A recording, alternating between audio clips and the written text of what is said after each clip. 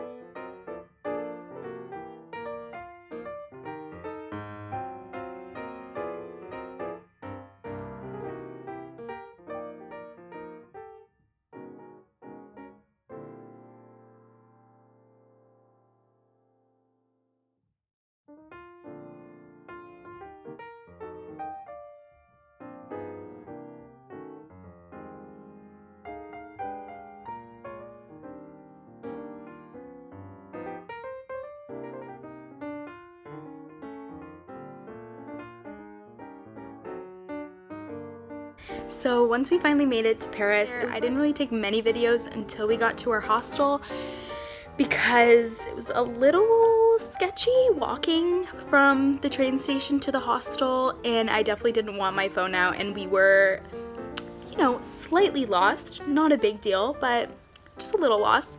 So I just kept my phone away. But here's a video of our hostel. It was definitely not a hostel. I'd call it more of a hotel. It was way nicer than I thought it would be.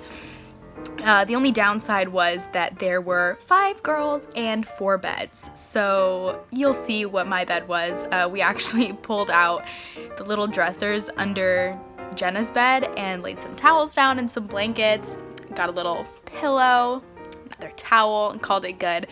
It wasn't too uncomfortable. I didn't really mind. I was just glad we all got to stay together. And then there were those 2 bunk beds that pulled down from the wall, which made it really nice during the day. We could just pack them up.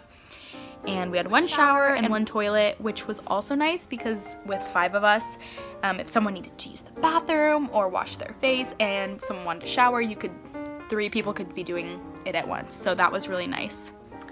So since we got to Paris at night, we had no idea kind of what our view would look like or what even the outside of our hostel looked like. So waking up to this beautiful view was a very nice treat, and it was really nice to enjoy. And that morning we actually got breakfast down at the hotel, or the hostel, which I discovered even milk in Paris is not cold because my cereal was pretty warm. After our interesting breakfast, we decided to rent some bird scooters and head out to explore the city. So enjoy this scooter montage as we travel through Paris.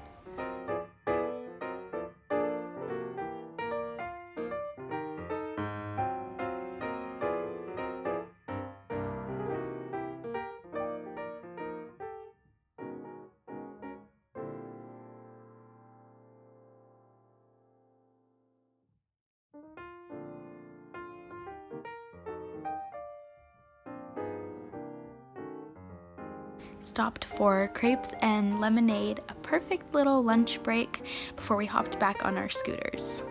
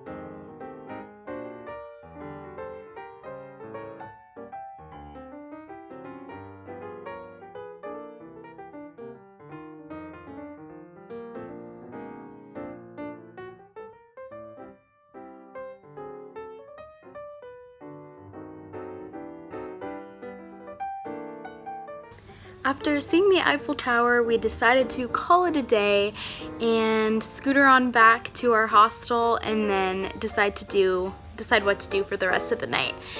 So you might think, oh, they drive on the right side of the road in Paris. It's probably easy, you know, not too hard to figure that out. They've got little bike lanes and bus lanes. Well, at least that's what I thought, and I was completely wrong. So we got ourselves into a little bit of a sticky situation. I'll try to shorten it down. Basically, we're riding on this road, okay, and we're in the bus lane, which is also used for bikes. We saw many other people from Paris doing that, so we assumed, okay, that's fine. And then all of a sudden, I was in the front because I don't really know why. I don't have a great sense of direction, but I was able to pull my phone out when we stopped and kind of figure it out as we went. And all of a sudden, the bus lane turned into a police lane. And back home, I know that, first of all, we don't have police lanes, so I didn't know how strict they were here. And I knew that, like, back home, if there was a police lane, you probably weren't supposed to be in it. So I saw the next side street, and I decided to turn off before we went too far and, like, got in trouble. So the next thing I know, the next side street going right is a one-way only. But before I turned down the road, I looked down the road, there are no cars coming, and right around the corner, there's a perfect parking spot. I thought, great, all 5 girls, 4 girls are right behind me, the 5 of us can pull right into that parking spot, figure it out, maybe start going the other way so we can make like a safe decision before just deciding to go in the police lane. Well, we get about a foot down the street. Keep in mind, we're in the parking spot. We're not even going against traffic. And about 3 or 4 French policemen with guns the size of my body come running at us, screaming in French. And they're like, no, no, no, no, no. And they like have their guns up, and we are just on our little scooters, and I don't understand a word they're saying. And I turn to Jenna, who speaks French, and she doesn't know what they're saying. So I am like fully convinced we came into some sort of military secret situation because we were not supposed to be there, and there were no markings on the street, and everyone thought it was fine. Like, they understood why I was doing it. Oh, it was so funny at the time, and now it's funny, but there was a lot of stress during it. So eventually we left. They were not very happy with us. We made it out, but even across the street there were police, so we definitely stumbled into something that we were not supposed to. But After that, we made it back to our flat and slept very well and decided to kind of take it easy the next day after our big day full of touristy things and police interactions. Day 2 in Paris was definitely more low-key than day 1. We walked to the market, did some shopping, and then we actually got crepes for breakfast at a little local restaurant, which was really fun. And we found out you have to pay for water, which was unfortunate after our second bottle. And then we went to the little store near us and got a bunch of snacks and had a picnic in the park. That night, or that afternoon, we actually went back and all of us took like a 3-hour nap. So like I said, this is our midterm break, so we've kind of been running around crazy in London, so it felt really good to take it easy and nap even though we were in Paris. So our last night in Paris, we decided to actually go to a Chinese restaurant. We thought, well, we've already had the whole French food idea. Well, turns out if you go to a Chinese restaurant in France, the first language is obviously going to be Chinese, but the language they have under the Chinese will actually be French. So that was definitely an experience. Google Translate came in handy.